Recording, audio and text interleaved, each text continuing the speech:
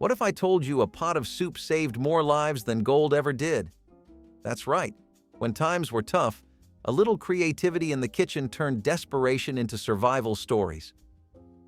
Over the next 2 hours, you'll see how these recipes didn't just fill plates, they saved families, including yours and mine. Let's kick things off with a classic Depression-era stew. Now, this wasn't your fancy beef stew. It was more like a throw-everything-in-the-pot kind of deal. We're talking potatoes, carrots, onions, and maybe some barley if you were lucky. And the meat? Well, if you had any, great. If not, no worries. It's also known as mulligan stew or hobo stew and was originally created by American hobos in camps in the early 1900s. During the Great Depression, homeless men would sleep in a hobo jungle. Traditionally, the jungle would have a large campfire and a pot into which each person would put a portion of their food to create a shared dish that was, hopefully, more tasteful and varied than his original portion. It made you feel like you were getting a real meal, even if it was mostly broth. Yeah, the next time you need to clean out your fridge, channel your inner 1930s chef and whip up some Depression-era stew. You might just find a new favorite comfort food. Depression cake has a name that catches your eye, but it also suits the type of dish it was. Sugar, butter, and eggs were getting much harder to obtain, and even milk would not remain an easily buyable item. This cake was thus made with a recipe that had to use none of that, which actually made it realistic enough to be applicable. Following the 1929 crash of the market, all of the normal cake ingredients soared in prices. Bakeries quickly created an alternative recipe and aptly named it Depression cake. The recipe used baking powder, water, and butter, instead of the other ingredients typically necessary for any basic cake that people are used to eating today. This was a cake that set a precedent in that era because it would inspire things like the mock apple pie. The trend of mock food is almost completely gone nowadays, but for families that wanted to still have cake, this came close enough. Rustic vegetable soup was the ultimate clean-out-the-fridge meal. It was simple and delicious, and as an added bonus, you didn't need a plan. Grab whatever vegetables you had lying around, carrots, potatoes, celery, basically anything that hasn't gone to mush. One of the great things about this soup is that it is no fuss from beginning to end. Our ancestors from the Great Depression era weren't aiming for fancy restaurant vibes, but rather just some homey, wholesome-feeling goodness. You didn't really have a specific recipe, but more of a suggestion on how the preparation went. You could add beans, pasta, or that half-used zucchini you've been side-eyeing in the pantry.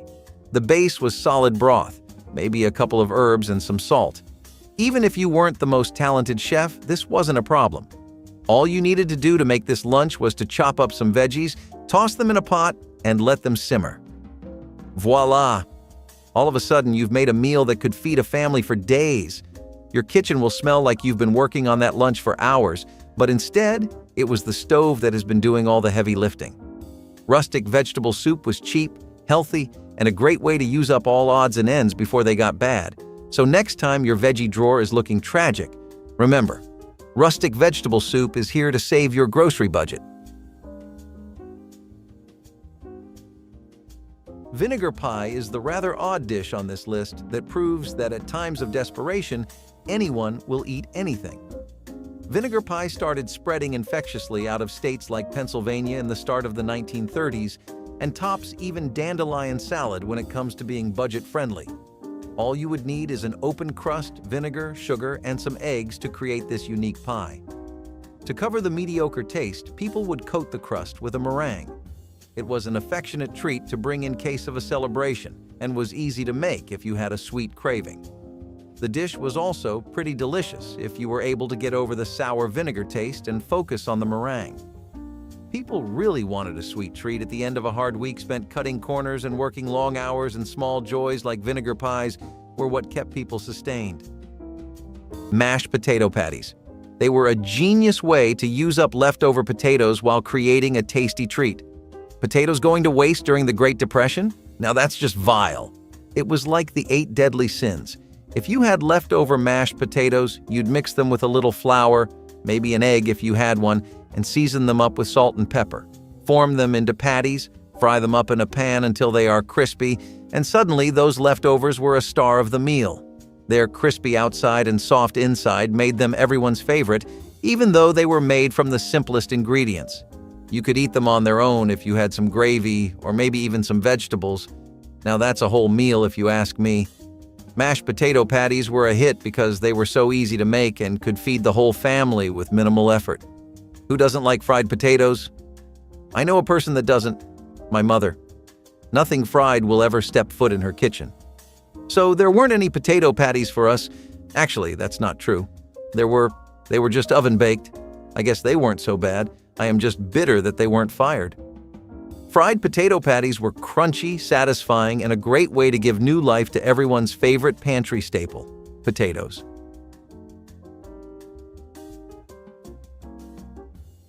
Back in the day, when you were out of just about everything except sugar, flour, and fruit, a vinegar cobbler was your only option. No surprise that it was also known as one of the famous desperation pies.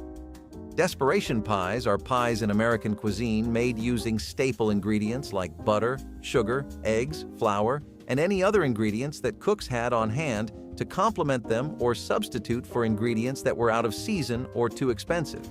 These pies were more common before refrigeration and canned pie fillings, and during times of hardship like the Great Depression and rationing of World War II. When fresh fruits were hard to come by, people turned to vinegar to mimic the tartness of fruits like apples and lemons. This cobbler used a mixture of vinegar, sugar, and spices to create a filling that, when baked, tasted surprisingly similar to a fruit cobbler. Instead of chunks of fresh apples, those on a budget would use apple cider vinegar to fake the acidic taste. The crust was made from basic pantry staples like flour, sugar, and butter or lard. The dish reportedly tasted like a custard made from salt and vinegar chips, a rare dessert that leaves the roof of your mouth tingling. Onion and potato frittata was an everyday favorite because they turned simple ingredients into a meal that felt special. Potatoes were cheap and filling, and onions added the extra flavor. The beauty of frittata was in its simplicity. You'd slice up some potatoes and onions, fry them until golden, and then pour beaten eggs over the top. Cook it until the eggs are set, and just like that, you had a hearty, savory dish that worked for any meal. It was one of those dishes that could stretch to feed a crowd. Plus, if you had a little cheese lying around, you were going to become a favorite lunch host. It was an easy way to make a meal feel complete without having to use any expensive ingredients. This frittata was super versatile as well. You could throw in whatever veggies or leftovers you had on hand. Whether eaten for breakfast, lunch, or dinner, onion and potato frittata was a reliable go-to that made the most out of limited supplies and left you feeling full and satisfied. It proved that a little creativity could vastly change the food game in the house. Moving on to something sweet for a second. Right, okay, this one is a bit of a curveball. Cold milk soup? But hey, desperate times call for desperate measures. Cold milk soup was a Depression-era staple, and it's exactly what it sounds like. This dish has Amish origins and was one of the most popular meals back in the day. It was also pretty simple to whip up. Take some milk, mix in sliced bananas, a bit of sugar, and sometimes even bread or other fruits. And there you have it, cold milk soup. It might not sound like much, but for many families, this was a quick and easy way to get some calories and nutrients, especially when fresh ingredients were hard to come by. The bananas added some natural sweetness, while the milk provided protein and fat. It was a simple, no-cook meal that could be thrown together in minutes and was perfect for those hot summer days when turning on the stove was the last thing you wanted to do. Oatmeal cakes are a warm, fuzzy childhood dish that many might associate with visits to their grandparents. Failing economy on one side and grandma spoiling her favorite niece and nephew on the other. You just know they will always find a way, and lucky enough for us that the people of the times did it so craftily. In 35 minutes, you had a wondrous dessert to yourself that was quick enough to make after long, panic-filled days. Canned oatmeal on a soft cake glazed with an almond or peanut topping really set hearts on fire. Despite the cake's popularity back then, especially in the fitness and health community, it still did not stand the test of the time. Of course, it is a great way to spice up your oatmeal, regardless of how other breakfasts prepared with more culinary liberties taken would eventually replace it. Fried corn fritters were a Depression-era favorite because they made something out of almost nothing. Cornmeal was cheap, filling, and very versatile, so in times when money was tight, corn fritters were everyone's go-to. All you needed was a little cornmeal, flour, water, or milk, and an egg if you could afford one. Mix it all up, fry it in some oil, and lunch is served. These fritters were the perfect way to turn pastry staples into something delicious. They were crispy on the outside, soft on the inside, and packed with flavor. And because cornmeal was so affordable, you could whip up a batch without thinking about how much money it cost. You could even throw in whatever you had in the house to stretch it even more and add nutritional value. Any leftover veggies or cheese added more flavor to the meal, making it even more comforting. Corn fritters were the kind of meal that made you feel resourceful and proved that even in hard times, you could take a handful of basic ingredients and make them into something delicious. Bean soup is different from the other soups on our list because, in contrast, bean soup was pretty simple to make. Dried red kidney beans in a thick soup made for a favorite of states like Idaho, where the dish originated from. You could find different ideas on the soup from house to house, as some had their vegetables as toppings and others had meats. Fred Dubois, who was Idaho's senator at one point, passed a bill that mandated the Senate restaurant to have bean soup on the menu every day. Definitely one way to start a movement if you ask us, but the trend definitely stuck around after it gained steam.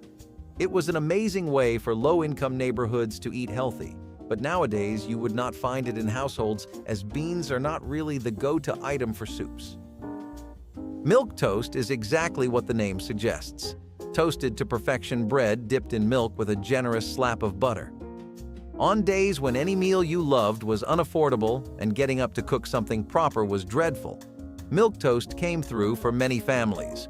All you needed was some good fresh bread and a warm glass of milk to gorge on until you felt full.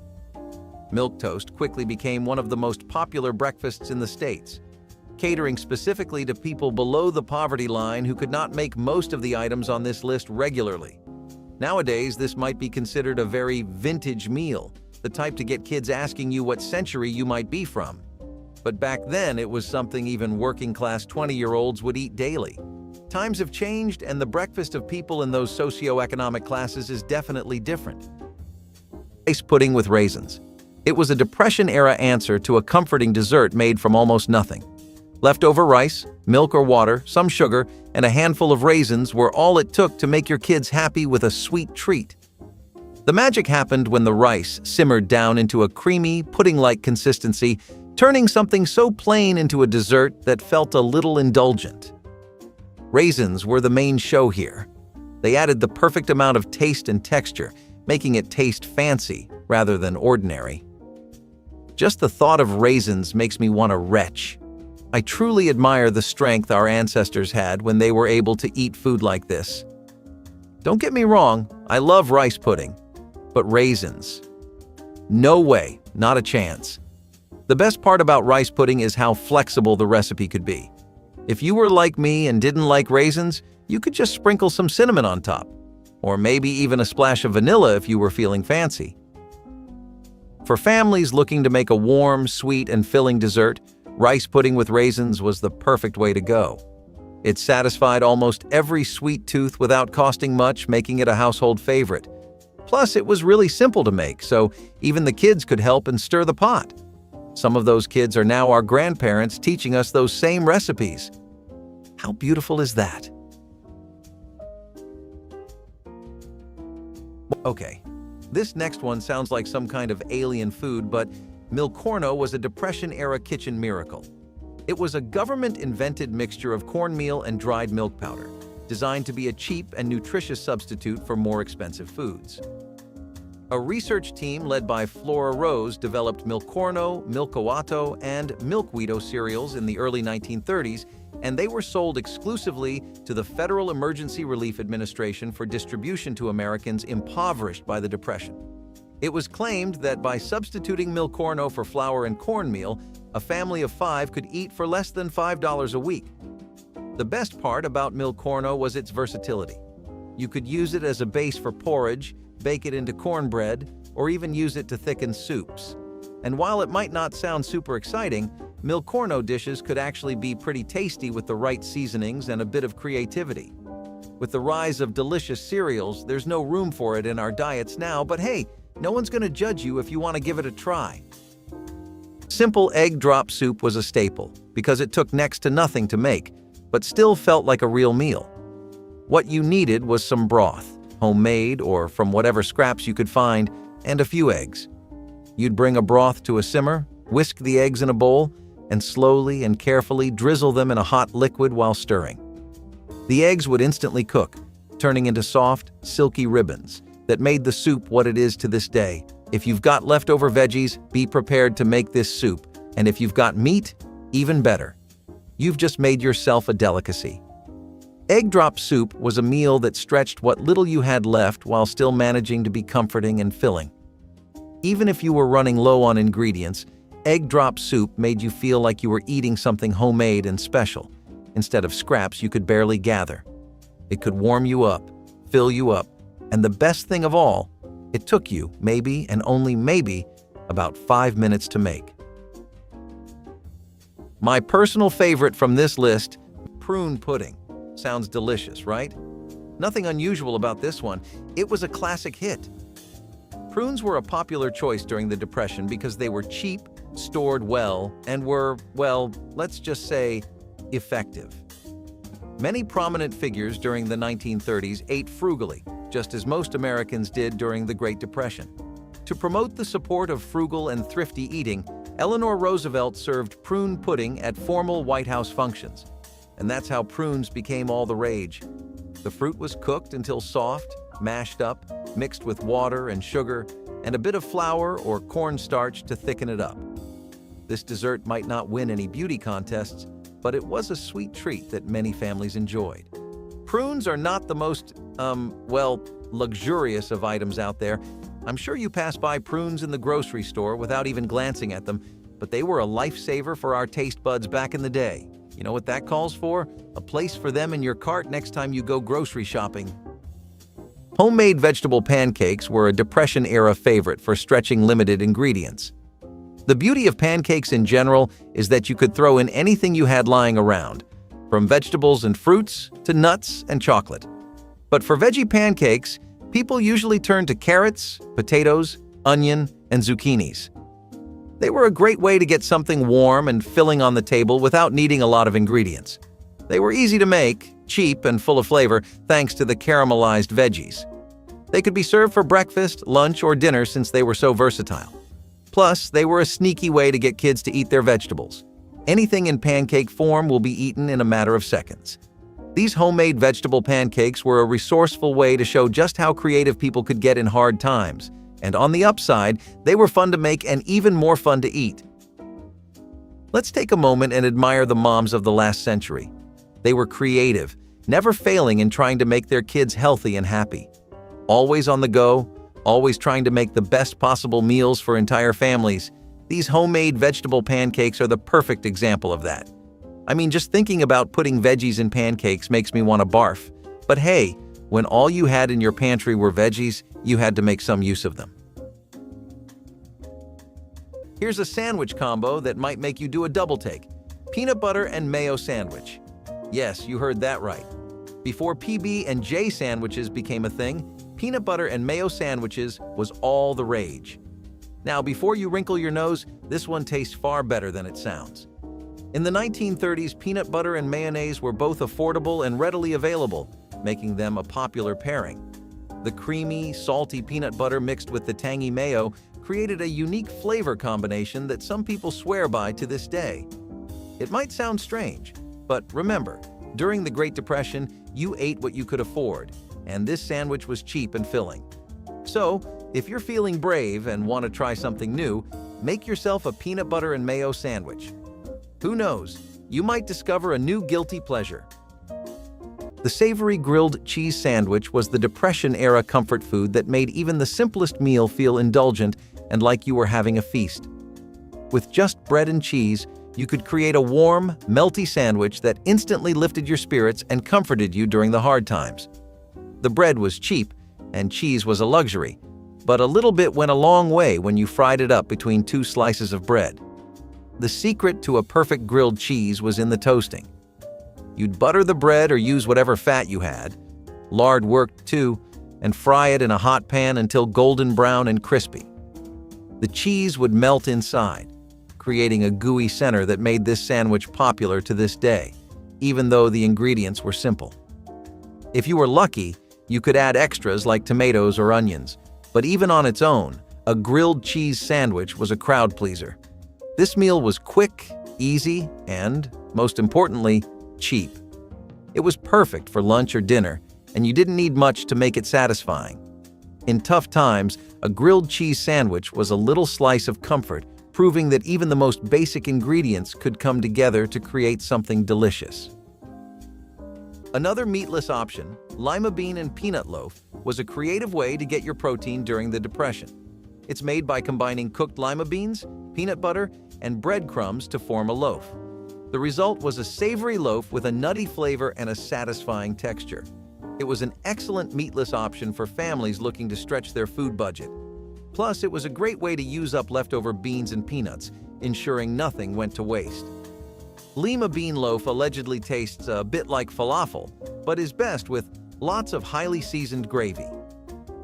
This dish might sound a bit unusual, but it was a creative solution to a common problem: getting enough protein without emptying their pockets. Who would have thought that weeds could be a meal? Well, during the Great Depression, dandelion greens were a common sight on dinner tables. This vitamin-packed ingredient is foraged by Italian immigrant women in New York City. These bitter, leafy greens were rich in vitamins and minerals, making them a nutritious addition to any meal. People would often sauté the greens with a bit of bacon or lard, garlic, and onions to balance out the bitterness. They could also be used in salads or added to soups and stews. So, if you ever spot dandelions growing in your yard, remember that they're not just weeds. They're a delicious and nutritious green that can be enjoyed in a variety of ways. Just make sure they haven't been treated with any chemicals before you eat them. Next up is the infamous garbage plate. Before you start raising eyebrows because of the name of this one, just hear me out. So this was basically a mishmash of whatever was on hand. Imagine a plate filled to the brim with macaroni salad, home fries, baked beans, and some kind of protein like sausage or ground beef. And don't forget the toppings: chili, onions, mustard, and your choice of hot sauce or ketchup. Sounds appetizing, right? The garbage plate originated in 1918, the garbage plate, and became the signature dish of Rochester. If you missed out on it, don't fret, because it's still served by numerous restaurants under names such as Rochester Plate, Trash Plate, or Simply Plate. This meal was a classic when wallets were tight back in the day and there weren't many gourmet options on hand. Plus, it had all the carbs and fats you needed to keep going through tough times, and the kids loved it. What's not to love about fries and macaroni? This dish is a classic example of don't judge a book by its cover, or in this case, by its name. Staying on the sweet side of things, we'll be talking about the ultimate zero-waste recipe: banana bread. Back then, letting food go to waste was practically a crime against humanity, and banana bread was the best solution for those overripe bananas to be saved. Instead of tossing them, creative cooks found a delicious way to use them up. They mixed them with flour, sugar, and a bit of baking soda, and created a nice, dense loaf of heaven. Eggs and butter were optional, and people often replaced them with whatever fat they had lying around. The natural sweetness of bananas made it a budget-friendly alternative to other desserts. Plus, banana bread was highly versatile. You could throw in nuts, raisins, cinnamon, or whatever odds and ends you could scrape up to stretch it even further. Banana bread was one of those Depression-era foods that stuck around to this day, and it's for good reasons. It is the epitome of a sweet, delicious, but healthy treat that has got everyone in a chokehold. It is healthy and packed with nutrients, while still remaining tasteful and filling. No wonder all those cooking influencers are making banana bread every other day. Gee, show us another recipe. I have quite a sweet tooth today, and I wish I could say that's because that time of the month is approaching. The Great Depression might not have the most appetizing recipes, but the era did give the world the Kraft macaroni and cheese dinner. In 1937, Kraft heard about a salesman for the Tenderoni Macaroni Company of St. Louis going rogue and selling his noodles with packets of Kraft grated cheese attached. They hired the man to promote the concept and started selling it to cash-strapped Americans at the low price of 19 cents for 4 servings. Some variations of this comfort food even included cooked vegetables or even a can of tuna. It was a great way to feed the family without spending a lot of money, and it quickly became a favorite for kids and adults alike. Even today, it remains a beloved comfort food. Liver loaf might not sound appetizing, but it was a popular way to use up inexpensive liver during the Depression. It is a dish that might not be for everyone, but was an important source of nutrition during the tough days. The liver was one of the more affordable cuts of meat, and it was packed with essential nutrients. It's basically a meatloaf made with liver, mixed with breadcrumbs, onions, and spices. We'll add some carrots and celery for extra flavor and texture. It was often eaten as a main course, providing much-needed protein and iron. Food historians say that loaves were very popular during the Great Depression because they were made from an ingredient and a cheap thing that stretches the ingredient out. Carrot marmalade came to the rescue when gelatin and popcorn weren't doing much for the taste buds. Now, marmalade usually involves citrus fruits, but during the Dust Bowl, folks had to get creative. This was a pairing that ensured nothing went to waste in the kitchen, including carrots that had slightly gone bad. This wasn't just a treat, but it was a way to preserve the sweetness in fresh fruits and vegetables because fresh produce was hard to come by. This marmalade was made by boiling carrots with sugar and a bit of lemon juice, creating a spread that could be used on bread or biscuits.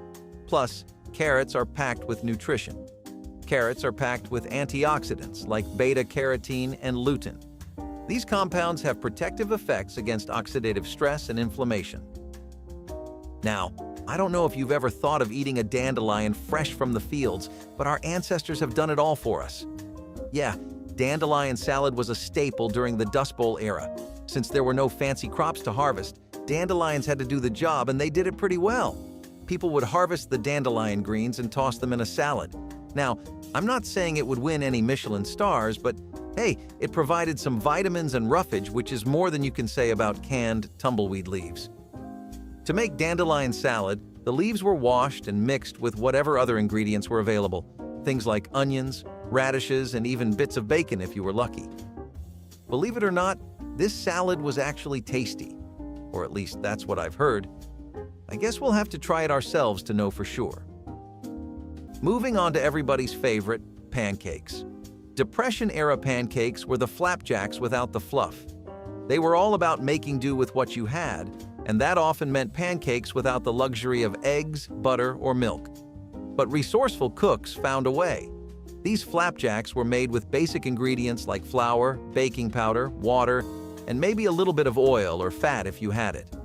While they weren't the fluffy, buttery pancakes we all know and love today, they still knew how to hit the right spot.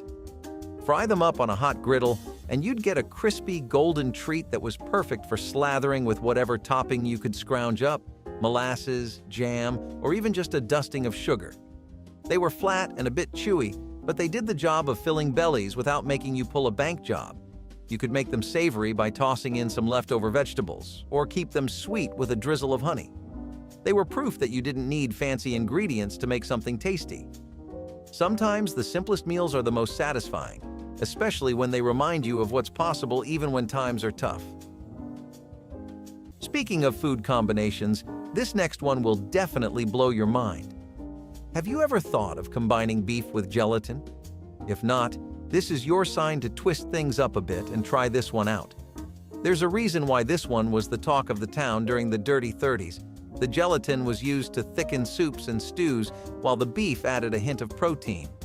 Now, since the supply was always limited, don't expect a whole beef steak in your bowl. Just a few chopped up bits and pieces of meat and every few bites was all you got. This meal was designed to be full, and it was left bland for the most part.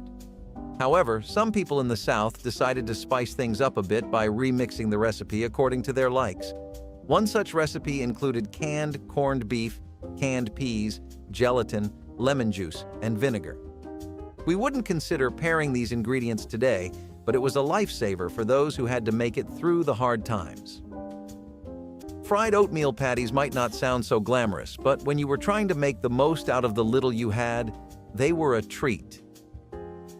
This Depression-era breakfast was a clever way to use up leftover oatmeal, which was already a cheap and filling staple. Instead of just reheating plain old porridge, people would mix the cold oatmeal with a little flour or cornmeal, form it into patties, and fry it up in a pan. I don't know how I didn't think of this. It's genius. The amount of leftover oatmeal I could have saved, please don't call the Eco Patrol on me. I never know how much is too much. The result of this creative endeavor was crispy on the outside and soft on the inside patties. They could be eaten plain or topped with a little butter or syrup if you had it. And like most of these dishes, they were versatile. They could be savory or sweet, depending on your cravings and your abilities at the given moment. Fried oatmeal patties were a simple but satisfying way to stretch leftovers into another meal. And let's be honest, anything fried tends to taste better. Do I need to reference again the Kentucky Fried Chicken? I don't think so. Fried oatmeal patties were a great way to turn mushy old oatmeal into something you'll look forward to eating. Now, if you think baking a cake without eggs, milk, or butter sounds impossible, think again. During the Dust Bowl, people got creative with their baking. This egg-free, milk-free, and butter-free cake was made with simple ingredients like flour, sugar, and vegetable oil. It was impossible to live without cake even in times of desperation, so people decided to make do without the fancy ingredients. Now, I know eggs, milk, and butter don't sound fancy to us, but these ingredients were a luxury to find during the Dust Bowl days, and even if you did find some, it was never enough to whip up a whole cake. The cake might not have been as rich as its traditional counterparts, but it was a sweet treat that offered a bit of comfort during difficult times. We've got one thing straight: meat was scarce during the dust storm era, so jackrabbits became a surprising alternative. These nimble critters were abundant in the wild, and they provided a valuable source of protein. Jackrabbits were often stewed or roasted, and its meat was said to be quite flavorful when prepared correctly. Jackrabbits, those long-eared critters that seemed to hop faster than a speeding bullet, became a potential meal. I'm not sure how they caught them, but I imagine it was a wild chase through a dust storm. Cooking jackrabbit was more of a skill than creativity, and preparing this dinner was a labor of hard work, as it was a lean meat that needed to be tenderized and seasoned well, but when done right, it was totally worth it. But, oh well, no excuses for me. Coming in on number 3, we have peanut butter muffins. This probably sounds familiar, and that is because you've most likely heard every health-oriented TikToker or Instagram influencer mention it at least once. It is quite popular in today's day and age, and not for bad reasons. But during the Great Depression, they weren't as luxurious as they are today. Quite the contrary, they were literal lifesavers. Peanut butter was cheap, packed with protein, and easy to store, making it a go-to ingredient for stretching meals. The muffins were a genius creation, made from simple pantry staples like flour, sugar, and a big scoop of peanut butter. They didn't need eggs or butter, which were often hard to come by, and they baked up into a hearty, slightly crumbly treat that filled you up for hours. The peanut butter provided a rich, nutty flavor, and you could eat them for breakfast, lunch, or as a snack, midday or midnight. They weren't just about the taste. They were supposed to give you strength for the day, and that's exactly what they did. They were a practical, budget-friendly way to get in as much protein as possible when times were tough. Hoover's stew got its name from President Hoover, who was blamed for the economic hardship of the 30s. It was a hodgepodge of whatever ingredients you had on hand, thrown together in a pot and cooked until it was tender. It might have included meat, potatoes, carrots, and other vegetables, and was a way to use up leftovers. The hot dogs provided protein, the canned vegetables added some much-needed nutrients, and the pasta helped to bulk up the dish. Hoover stew came about during the Great Depression in the early 1930s. Folks had to pinch a penny so hard they'd make Lincoln cry, as they used to say. This stew is a tasty way to stretch $1 to feed more people or to make a meal with enough leftovers to take care of the next day's meals. Now, beans were a staple, and pairing them with ham was a Southern favorite. It was a hearty meal that would stick to your ribs. And let's be honest, who doesn't love a good bowl of beans and ham hocks? A variation of this was known as the United States Senate bean soup, or simply Senate bean soup, which was a soup made with navy beans, ham hocks, and onion. It was served in the dining room of the United States Senate every day, in a tradition that dates back to the early 20th century. The original version included celery, garlic, and parsley. One of the two versions used today includes mashed potatoes. The ham hocks added flavor to the beans, and the whole thing was slow cooked until the meat fell off the bone. It might not have been gourmet, but it was definitely satisfying. Circling back to rice for just a second, let's talk about rice porridge. Rice porridge was one of the simplest and most reliable breakfasts during the Great Depression. If you had rice on hand, you basically had the base for all 3 meals of the day. All you needed to do was cook the rice down in water or milk until it was soft and creamy, like a warm rice pudding without the dessert vibes. Rice porridge was endlessly adaptable. You could eat it plain with a sprinkle of sugar or a drizzle of honey, or go savory with a pinch of salt and a bit of butter. Some folks added cinnamon or a splash of milk to make it feel more indulgent, while others just kept it simple and let the rice do its thing. It wasn't fancy, but it was filling, warm, and comforting. A perfect way to start a long day. Rice porridge was the kind of breakfast that made the most out of what you had in the pantry. Sticking to the porridge theme, moving on to boiled barley porridge. Boiled barley porridge was a Depression-era staple for anyone needing a hearty, stick-to-your-ribs breakfast that would last well into the day. Barley, like rice, was cheap and could be bought in bulk, making it an essential pantry item during tough times.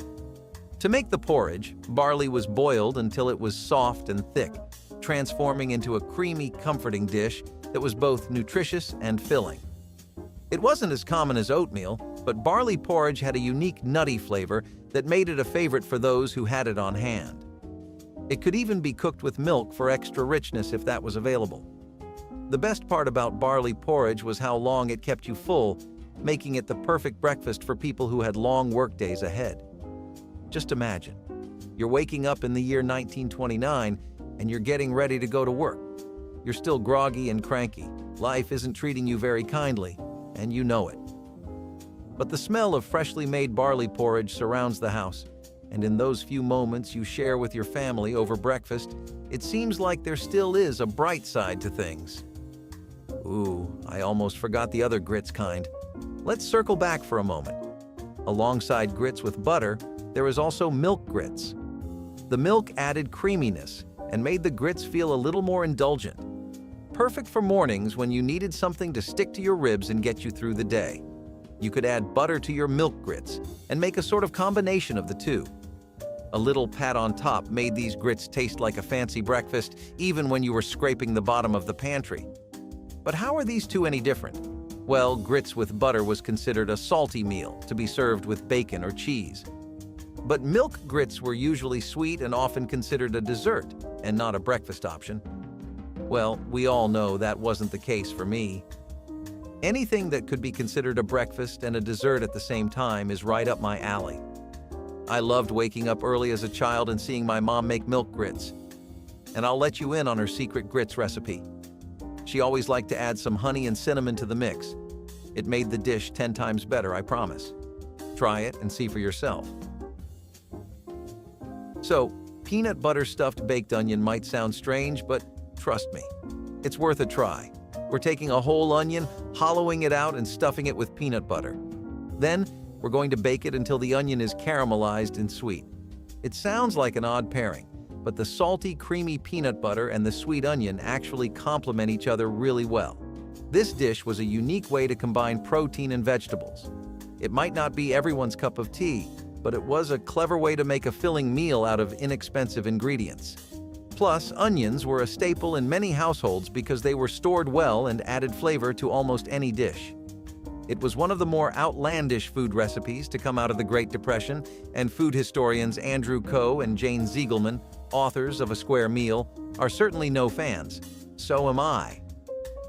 Don't forget cabbage rolls. Cabbage leaves acted as a wrapper for a mixture of rice and onions, and sometimes ground meat, though during the Depression, the filling was often just rice and whatever vegetables were available. Once rolled up, The cabbage bundles were simmered in a basic tomato sauce, which made them tender and flavorful. They were a great way to stretch a small amount of food to feed a family. The cabbage was cheap and plentiful, and the rice was filling, so even if you didn't have much to put inside, the meal still felt hearty. The tomato sauce added a bit of extra flavor so the dish didn't feel dry. This dish is still widely popular in the East, only it's called something a bit different: sarma. Sarma is a traditional dish in some Eastern countries like Serbia, Montenegro, Bosnia and Herzegovina, and others. And it's definitely not considered cheap there. It is a true delicacy of those parts, and people proudly make it for big and important holidays. It is interesting how some dishes can be considered both a delicacy and a budget-friendly alternative in hard times.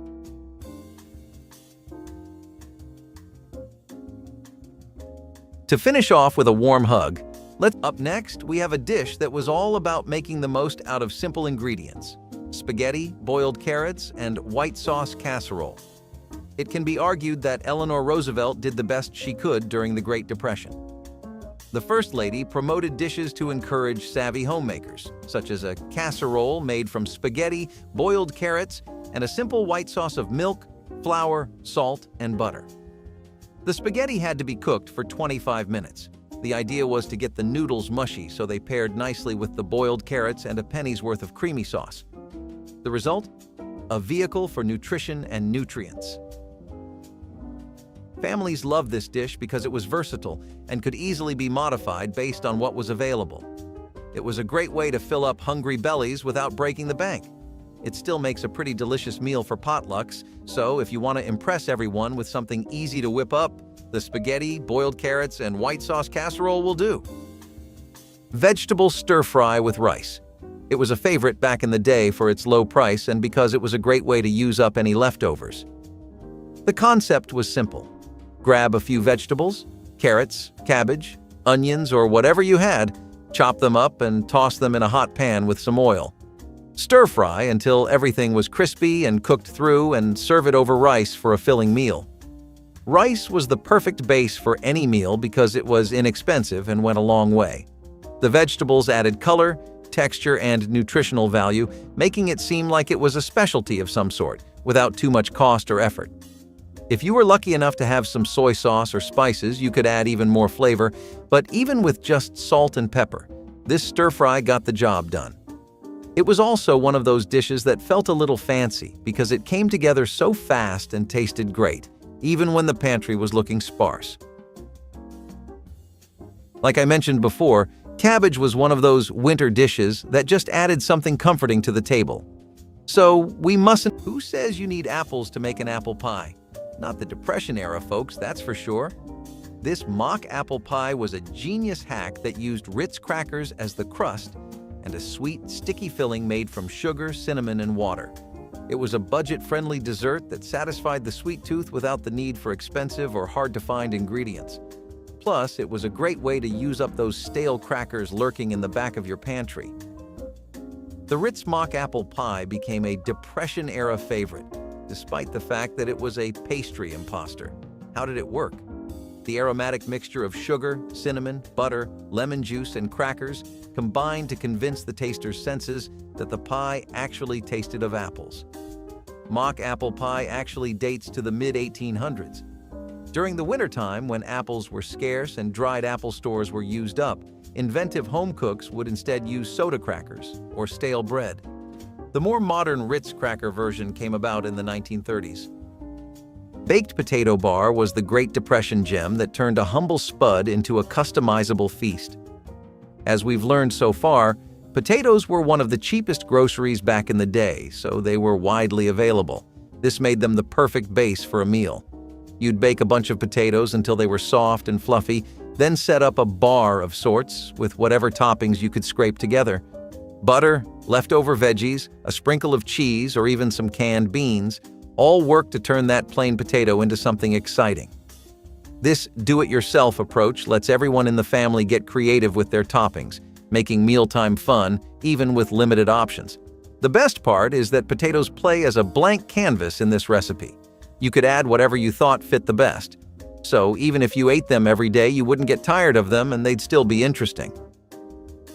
A baked potato bar was the ultimate budget-friendly meal that let you feel like you were in control of the lunch. Well, as much as you could be during the Great Depression. Carrot and potato hash was a Depression-era staple that made the most out of two cheap and hearty veggies. Potatoes were filling while carrots added just enough sweetness to keep things interesting. This meal was perfect for stretching a limited budget because both ingredients were as cheap as they come, lasted forever, and could be found in almost every kitchen. The preparation was simple. Chop up the vegetables, toss them in a hot pan, and fry until golden and crispy. It was simple, but the combination of soft potatoes and slightly caramelized carrots created a comforting, flavorful dish. If you had an onion lying around, it could join the party, adding even more depth to this humble hash. The beauty of carrot and potato hash is in its versatility. You could eat it on its own or throw an egg on top for some protein. Either way, it was filling, warm, and super satisfying. Everything you needed to keep going during tough times. It wasn't the most exciting dish, but it got the job done. And isn't that what really counts?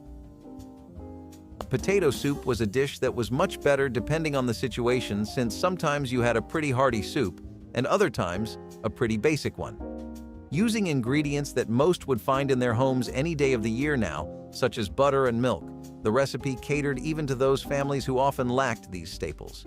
They took just salt, pepper, and water to make a soup out of boiled potatoes that were sliced. The full recipe was definitely a delicious soup when it was made.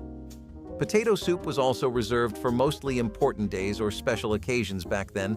Nowadays, you might make it because you saw it on YouTube. Apple Brown Betties were usually the grand desserts of the Great Depression. Before the Depression, this dessert was made with pie crusts that were usually packed with cinnamon and apples sprinkled with breadcrumbs on top using things like brown sugar. You can definitely imagine by now that the Apple Brown Betties of the Depression were vastly different. When ingredients were rare, these even had oatmeal fillings and whatever else was in the cabinet. This was a very weird moment in history because these takes on the Brown Betty were not really popular, but not unknown either, existing in that weird middle gap between what you could expect to find out 610 households to a wildly different Betty in each block. Stereotypical variations of the desert, as well as ones from the years following the stock market crash, are now just memories and grandma's recipes. Deviled eggs with pickles were a treat that turned humble ingredients into something delicious back in the day.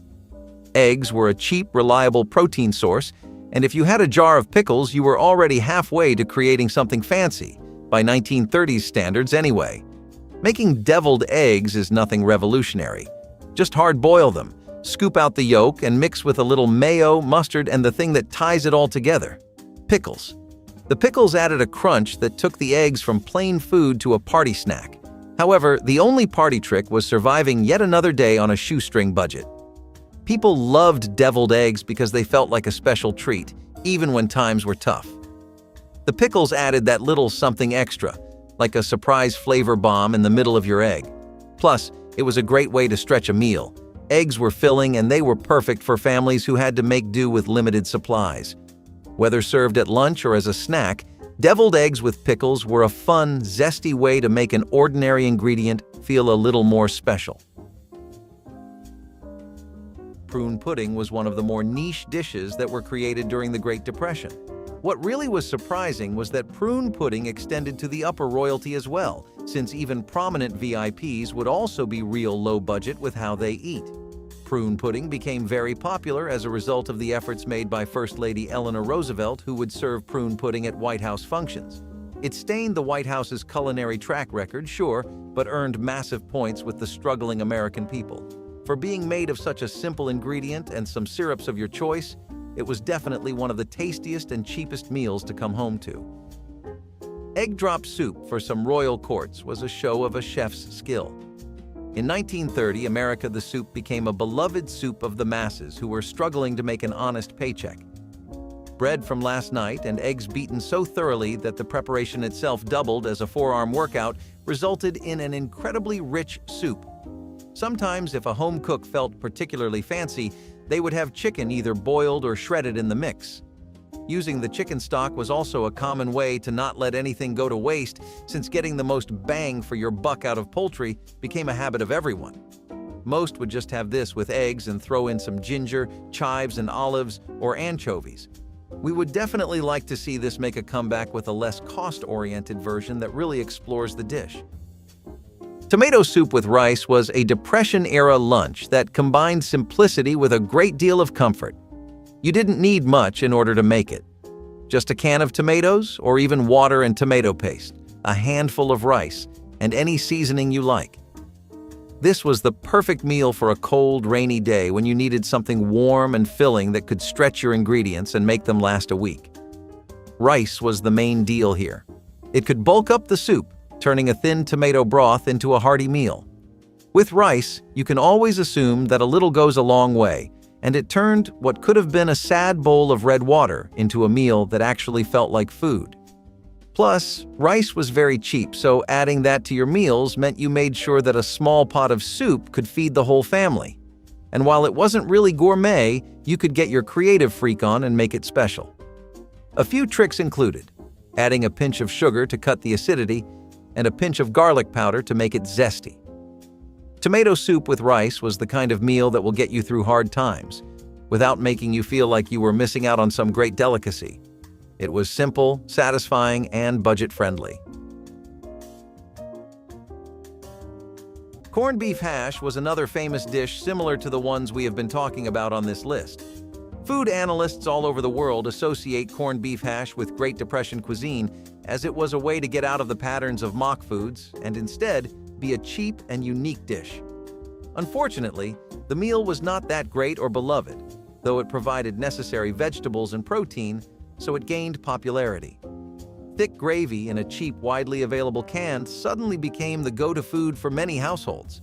When you think of beef, keep in mind that this meant anything from what was on hand, whether that was a fresh can of beef or leftovers from the last soup you had.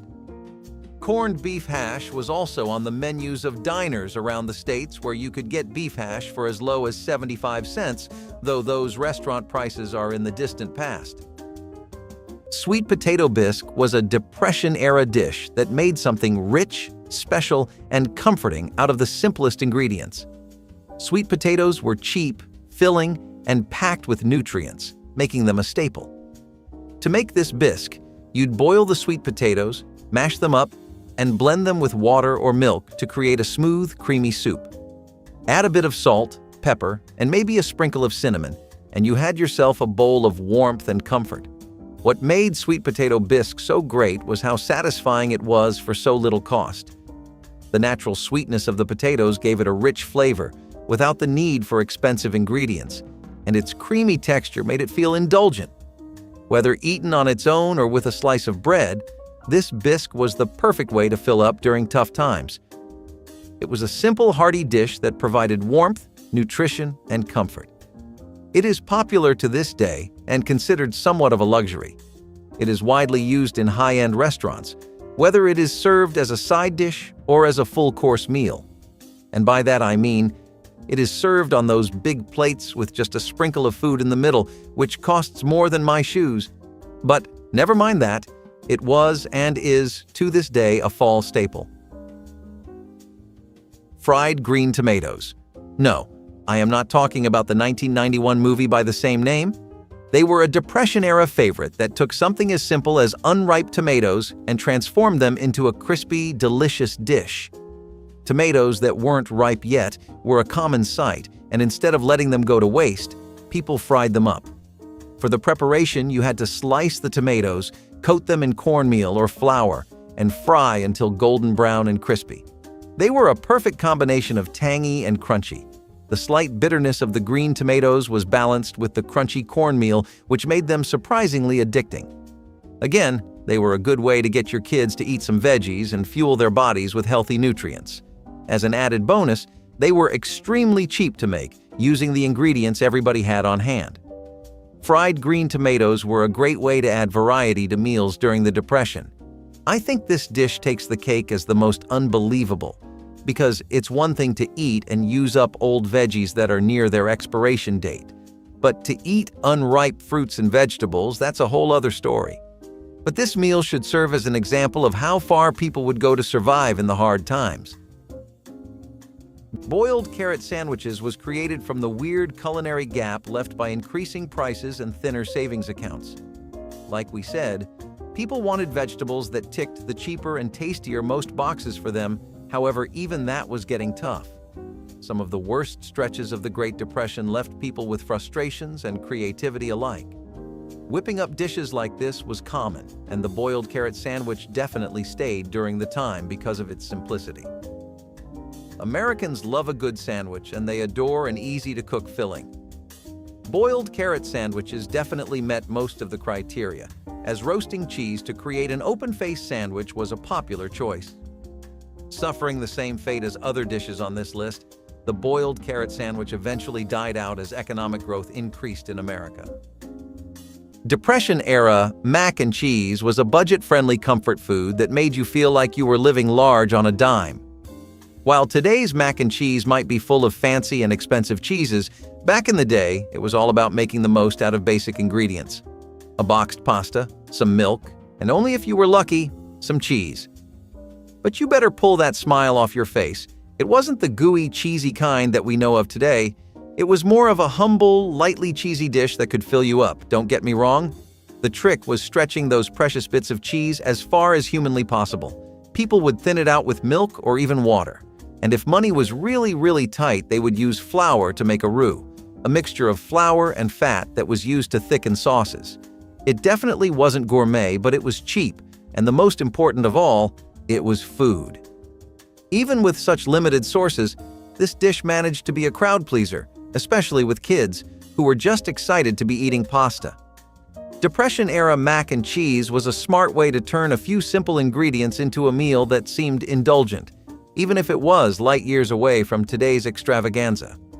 But you have to admit, sometimes you don't want that fully spiced up mac and cheese. Sometimes you crave a simple canned version that won't make you regret eating it later. And that's exactly what Depression-era mac and cheese achieved. Creamed chipped beef on toast, however, was a more happening kind of toast-based breakfast. Particularly fancy and skillful home cooks would smoke the meat sometimes to add a better BBQ flavor. Thin slices of beef in glass jars were all you needed, which were not too expensive, and the rest of the dish was completed with a creamy, thick white sauce. Meat lovers would use cayenne pepper, remembering days where they could spray it on their steaks instead of their toast. Comfort food was really lacking in the Depression times because most could not make theirs. Creamed chipped beef on toast was a wonderful replacement that we are still sad to see fade away to history. Depending on where you were, the dish was more rare because you would most often see it in middle to upper middle class households. Beef really was expensive back then, but nowadays lots of other beef-based breakfasts took its spot. While we're on the topic of sweets, let's talk about baked apples with cinnamon. They were the ultimate Depression-era dessert, which could turn just a few apples into something that felt warm and comforting. Apples were relatively inexpensive and easy to come by, and baking them with a sprinkle of cinnamon transformed them into a dessert that made everyone feel like they were indulging. Making baked apples was as simple as coring the apples, placing them in a dish, and stuffing the centers with a mix of cinnamon, sugar, and maybe a little butter if you had some. And into the oven they'd go. In a matter of minutes, your house smelled like a bakery from dreams. The apples would soften. Their natural sweetness was enhanced by the cinnamon, and the result was a dish that felt way more luxurious than it actually was. This was a dessert that required very few ingredients, but the payoff was huge. It was warm and delicious, and made you feel like you were eating something truly special, even in the middle of hard times. Whether served on their own or with a bit of cream if you had it, baked apples with cinnamon were a simple pleasure that lifted spirits without draining the pantry. Fried rice with vegetables was the ultimate Depression-era hack for making leftovers exciting again. Day-old rice was the perfect base because it was cheap, filling, and easy to stretch. And just like with rice pudding with raisins, rice came to steal the show. You'd take whatever vegetables were on hand, carrots, peas, onions, or anything nearing its expiration date, toss them in a hot pan with a bit of oil, and fry it all together until golden and fragrant. Nothing, and I mean nothing, goes to waste. This dish was about making the most of what you had. It didn't matter if the veggies were a little past their prime because once they hit the pan, they were given a new life. A little soy sauce or garlic added a ton of flavor, and if you were lucky enough to have an egg, you could crack one in for extra protein. The fried rice was a genius way to turn scraps into something satisfying. It was fast, flavorful, and filling, everything you needed in a meal when times were tough. Plus, it was incredibly versatile. You could throw in any leftover meat or keep it vegetarian, and it would still be a hearty dish that stretched the food budget. Squirrel stew is also called Brunswick stew, which might be a more familiar name since it is very well known in the South. Squirrel stew typically has much more positive associations than the ones it is tied to in the Great Depression era. In some areas that were struck exceptionally badly, it was hard to get any kind of meat. Stews had already been made with tomatoes, onions, and other basic vegetables that were available, but they were missing protein. Using squirrel in stews began to be widely incorporated into the daily meals of families following the onset of the Depression. The poor neighborhoods relied on variations of this stew that worked with what they had for regular nutrition. You have to consider that these were families used to eating meat before the brunt of the era hit America, and so squirrel meat was a welcome change. Savory bread pudding with leftover veggies was the ultimate Depression-era hack for turning scraps into a hearty meal. Got stale bread? Perfect. Leftover veggies that are past their prime? Even better. This dish was all about not wasting a thing. People couldn't afford to throw food away during the Great Depression, but instead, they got creative. And this meal was one of those everything but the kitchen sink meals that you might have heard your grandma or great-grandma talking about. To make it, you had to tear up the stale bread, mix it with eggs and milk and whatever leftover vegetables you had lying around.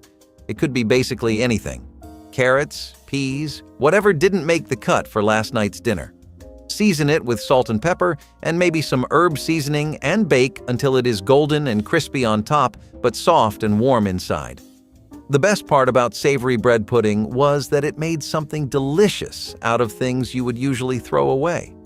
And the Great Depression didn't look kindly upon those who didn't know how to save up. Stale bread was transformed from slices into a cozy meal that tasted like it took more effort than it actually did. This dish proved that even in hard times, you could make a meal out of practically nothing.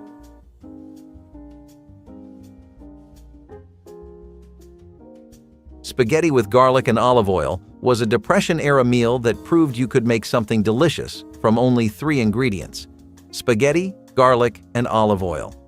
You could whip up a dish that felt fancy without emptying your wallet. This was the kind of meal that made you look like you knew what you were doing in the kitchen, even when you were just throwing stuff together. Boil the spaghetti, then toss it in a pan with sizzling garlic and olive oil, and in a matter of seconds, your home smelled like an Italian restaurant. Sure, you didn't have any meat or sauce, but who needs them when you have garlic to do all the heavy lifting? Olive oil gave the pasta a nice, silky coat, while the garlic brought the savory punch that made you forget how simple the dish actually was. If you had the means, you would sprinkle some Parmesan or red pepper flakes on top, but even without these extras, the pasta hit the spot. This dish was a Depression-era go-to because it was cheap, easy, and quick to make. And sometimes, less is more. Cabbage and noodles typically just looked like a pound of cabbage and a medium serving of noodles. More or less, it was not the most expensive dish, and you could enjoy a bowl by making it pretty quickly. Away from the pancake and pie-addled fanatics or admirers of noodles across the states, everyone needs their cravings satisfied from time to time, even if the soaring prices spared no one. In some areas, cabbage and noodles was known as haluski. However, in most places, it was simply referred to as cabbage and noodles, the most typical Depression-era noodle recipe. It's a must-have that needed to be in your repertoire if you were to survive the times and not forget every taste you ever loved. Someone really needs to study how times like these bring out everyone's culinary creativity. All right, let's talk about a real comfort food of the Depression: bean in tomato stew. Beans were a go-to ingredient during the Depression days because of how nutritious, affordable, and versatile they are. It's basically just what it sounds like: beans cooked in a tomato-based broth. but you could also throw in potatoes, carrots, and maybe even a little bit of rice for extra substance. The beans provided a good source of protein and fiber, while the tomato sauce added a burst of flavor. This stew could be enjoyed on its own or served over rice, bread, or even mashed potatoes if you were lucky enough to have them. Originally, Native Americans sweetened baked beans with maple syrup, but then someone decided to turn this protein into a stew, and hey, we're not complaining. It was a filling meal back in the day, and it's still cooked in many households around America where the budget is a bit too tight. I know this dish might sound plain, but believe me, when your belly is rumbling and your pantry is bare, this stew can be a lifesaver. Potato pancakes are one that we are very sad to have seen fade away from the arsenal of home chefs. Pancakes made with matzo or applesauce topped with garlic or fried onions made for such a mouth-watering meal. Low-income households back in those times were struggling to buy produce. Farmers' markets were uniformly unaffordable for middle-income households due to creeping inflation. People needed a vegetable that was cost-appropriate and easy to make in batches. Enter the potato pancake, which revolutionized the breakfast scene in a struggling time. As times improved, people slowly started going to more fancier and creative breakfasts, unfortunately leaving simpler dishes behind. Potato pancakes took a backseat in the face of changing food and economic trends, but anyone from the era will rave to you about the godsend these were. Gelatin might seem like a strange ingredient for a savory dish, but it was commonly used during the Depression to stretch meat and add bulk to meals. Gelatin was a cheap, cutting-edge protein source in the 1930s, meaning it made its way into a lot of Depression-era cookbooks. Take corned beef luncheon salad, for example. It's a mix of canned corned beef, gelatin, canned peas, vinegar, and lemon juice. The dish was not a hit with culinary historian Jane Ziegelman, who described it as wrong in every way possible, just from the color to the smell, the texture, the flavor, and the way it feels in one's mouth. But it was all the rage back in the day. It might sound odd, but it was a popular way to use up leftovers. Then came the cornmeal mush, joining pies and stews on the list of economically sensible lunches. When times are tough, porridges become a very enticing meal, as affording bacon strips or other meats for breakfast was out of the question. Even if you got cheap beef jerky, you did not know if it was good and clean meat, and typical American breakfasts like grilled bacon and eggs were losing popularity due to price constraints. People needed their 7 a.m. nutrition, so cornmeal mush, an incredibly healthy dish, became popular. Topping the cornmeal with maple syrup, or in some cases a thick sausage gravy, elevated it in the taste department. It was not much of a fan favorite though, because the mush did not last long after the economy settled. Once people could afford better, they definitely went back to their regulars. Next up, a dish that sounds almost too simple to be true: tomato sauce with mashed potatoes. I know, it doesn't exactly scream gourmet, but remember, we're talking about a time when people were just trying to survive. This combo was a way to stretch those precious few ingredients. During the Great Depression, potatoes were a cheap and filling staple, and tomato sauce was an easy way to add flavor. This dish was essentially a plate of creamy mashed potatoes topped with a savory tomato sauce. It might sound a bit unusual, but this combination was a hit because it was cheap, easy to make, and comforting. Plus, potatoes were versatile. You could mash them, fry them, or bake them depending on what you had. So, if you're ever in the mood for a simple yet tasty meal, try tomato sauce with mashed potatoes. Let's see if this humble dish can impress our modern taste buds. Dandelion salad might sound like a fairy tale-like name for an incredibly frugal but delicious meal. By now, you might have noticed the scavenger vibe in terms of ingredients of the dishes so far. People making anything out of whatever they had on hand. Economic downturns often feature lifestyle changes, and the Great Depression was no other, sending people on a scramble to find and eat anything. Dandelion salad took scramble seriously, as the meal involved finding and foraging dandelions. You would cut out all the roots, flowers, and waste to make the dressing for a very healthy salad. For people, especially those on a diet and a budget, this was a godsend. For a garnish, all people would usually put on it was lemon juice and olive oil, a dash of salt, and you were good to go at basically no cost. When sugar and milk were scarce, Cornstarch pudding became a popular dessert. It's a simple mixture of cornstarch, sugar, and milk, cooked until thickened. This creamy pudding was made with just a few basic ingredients: milk, sugar, cornstarch, and a pinch of salt. It was a quick and easy dessert that could be flavored with vanilla, chocolate, or even fruit extracts, depending on what you had on hand. Cornstarch pudding was a favorite because it was cheap, easy to make, and could be customized to suit different tastes. It was a comforting treat that provided a little sweetness during tough times. So, if you're in the mood for a simple, nostalgic dessert, whip up a batch of cornstarch pudding. Who knows? It might just hit the right spot. Mock apple pie is another delicious dessert that clicked with masses across the nations during rough times. As apples were getting expensive, people were looking for cheaper alternatives. That is when the mock apple pie entered. Resemblance is one thing, but if the pie looks and tastes like it, then it might as well be an apple pie. Created using cheap and the nation favorite Ritz crackers, mixing those with some vanilla syrup, sprinkle some lemon and cinnamon to create a perfect home-baked pie fit to rival apple pie. The Depression era onwards really saw an explosion in its popularity. We cannot really blame people either. Fresh, juicy apples were in hot demand and short supply. The pie was just as cheap as Hoover stew and easy to make. Nowadays, of course, you would not find this in houses you go to, despite it being popular enough that Ritz had instructions on the back of the box on how to make it. Cabbage and potato stew was a Depression-era lifesaver that filled you up without emptying your wallet. Cabbage was very cheap, and potatoes added the starchy heartiness that needed to make this stew a stick-to-your-ribs kind of meal. You'd chop up the cabbage and potatoes, toss them into a big pot with some water or broth, and let it all simmer until soft and flavorful. If you had a carrot or onion lying around, throw that in too, it wouldn't hurt.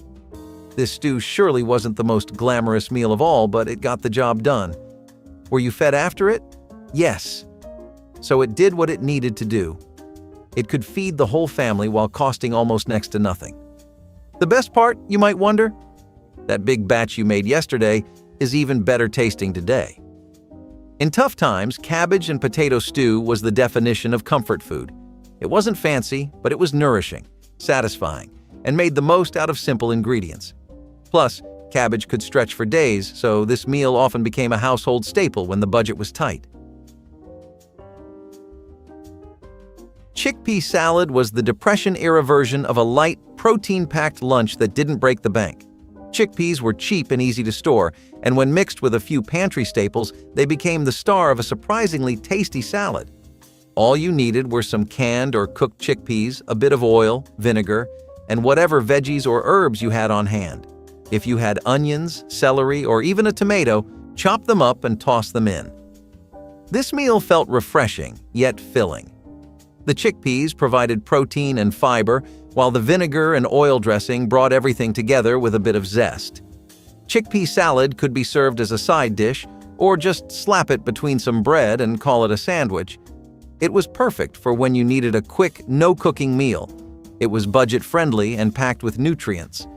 It's no surprise that people still enjoy chickpeas to this day and make an effort to incorporate them to their daily nutrition. It was and still is one of those dishes that made you feel like you were eating healthy, even though your pantry was running low on options. Hoover stew was one of those dishes that anyone could afford to make, so it is no wonder that the stew was a common item in the Great Depression. Hoover stew had two signature traits. It could feed the whole family, and you could have the dish without exceeding the monthly budget. As for the recipe, the dish involved using scraps and leftovers to increase savings and recycling in a time when households could not afford a lot. You did not need many spices, and you could easily use leftover meats. In an America where banks were going bankrupt and the job market was hopeless, the stew was a welcome addition. Obviously, it would be a popular choice among many households, as our older viewers might still remember. Fortunately, as economic stability came back, Hoover stew went away from tables in favor of more flavorful and varied stews. Minestrone soup was the ultimate Depression-era kitchen sink meal. Got some leftover veggies, a can of beans, and a bit of pasta? Throw it all in a pot and call it minestrone. This soup was a go-to for families looking to stretch their ingredients as far as they could. Carrots, celery, potatoes, or whatever you had on hand, everything went into the pot with some broth or water and simmered until the flavors melded together. To this day, minestrone soup is one of my favorites, and for good reasons. It sparks up a nostalgic feeling in my bones and brings up old memories. Each fall and winter in our house, it was known that for the next few months we will be eating only cold weather food, which meant minestrone soup, cabbage, stuffed bell peppers or zucchini, pumpkin-tasting anything. You get the gist. So every year, as the leaves start changing colors, I know it's time to get the warm clothes out and prepare our bellies for 6-ish months of warm, comforting foods. It's not said in vain that it is the most beautiful time of the year. Let me get back to the soup. It was a hearty, filling soup full of nutrients, and on top of that, super adaptable. The beauty of minestrone was that no two batches were ever quite the same, but they were always delicious. This soup was great for feeding a large number of hungry mouths on a budget, and it only got better as it sat in the fridge. Moving away from my favorite soup of all and onto something a little less. I don't want to sound mean, so I am not going to say anything at all. But it's enough to say that I am not a fan of this next one. While we are talking about eggs, let's not forget to mention scrambled eggs with breadcrumbs, the ultimate egg stretcher. When you've only got a few eggs but a lot of mouths to feed, you start getting creative. It sounds humble, and it was, but it was also an ingenious way to stretch a couple of eggs into a meal for the whole family.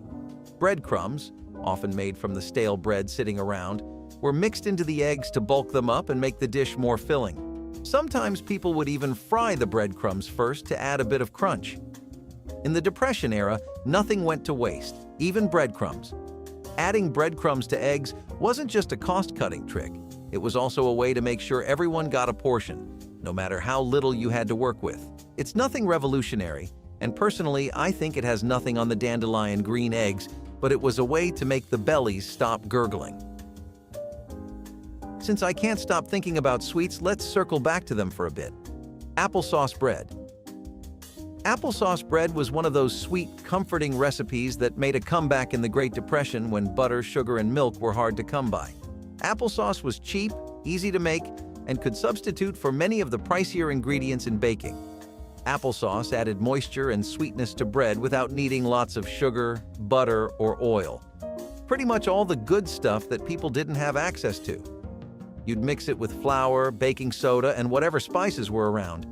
Cinnamon was the best, but you had to be lucky. This was the perfect recipe to create a dense, cake-like bread that was perfect for breakfast or dessert. And let's not forget the applesauce itself. It was a hero in its own right. People made it from leftover or bruised apples that would have otherwise gone to waste. So, not only was applesauce bread thrifty, but it was also the original waste-free, eco-friendly breakfast. Plus, it could be easily customized with nuts, raisins, or anything else you had on hand to make it stretch further. In a time when dessert was a rare treat, applesauce bread brought a little sweetness into some pretty tough days. A little brightness to an otherwise tough time. Farina with lard is the forgotten dish of the Depression era. Farina with lard was one of those unsung heroes of the Great Depression, a breakfast that wasn't glamorous but got the job done when times were tough. Farina was a hot cereal made from finely milled wheat. Think of it as an ancestor to cream of wheat. It was incredibly cheap and could be bought in large quantities. For families looking to stretch their budget, farina became a go-to meal. However, during the Depression, ingredients like milk, butter, or cream were hard to come by. So what was the solution? Lard. Yes, you heard that right. Lard was the stand-in for any kind of fat or richness. Now, before you're too disgusted to continue listening about cereals with lard, hang on, allow me to explain. Keep in mind that during the Great Depression, lard was as common in the kitchen as butter is today. It was inexpensive, versatile, and added much-needed calories and fat to meals. When stirred into hot farina, it melted and gave the porridge a richness that made it feel a little more substantial, especially when other luxuries weren't available. While we may think we're too sophisticated for something like that before we turn our heads and lift our noses to the sky, we have to remember that those weren't animals who ate that food. Those were our ancestors. People who were forced to eat so minimalistic and plain. Back then, farina with lard was a lifesaver, one that added a layer of warmth and satisfaction to a simple, bland bowl of wheat.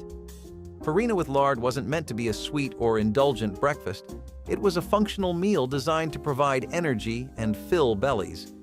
It may not have been a culinary delight, but farina with lard was a prime example of how families made do with what they had. A humble, forgotten dish that speaks volumes about the resourcefulness of people during one of the toughest times in American history. From humble farina to sweet Depression-era pancakes, these breakfasts paint the complete picture of life back in 1929. And come on, who doesn't love peanut butter in any way, shape, or form? Coffee soup, the liquid breakfast of the hard times. Coffee soup was one of the more unconventional Depression-era breakfasts, but it made sense when you think about the times. Coffee was cheap, which might come as a shocker since it is so expensive now. It was also widely available, so when families didn't have much to eat, they turned it into a meal. The recipe was dead simple. Pour a cup of strong, hot coffee over a slice of day-old bread or crackers, and there you have it, breakfast. Sometimes sugar or milk would be added if they were available, but more often than not, it was just coffee and bread. This was a quick and easy way to stretch a little coffee into something that felt a lot more filling than it looked. Coffee soup wasn't exactly gourmet, but it gave people the energy boost they needed to start their day, and it was a comforting routine when other breakfast options were out of reach.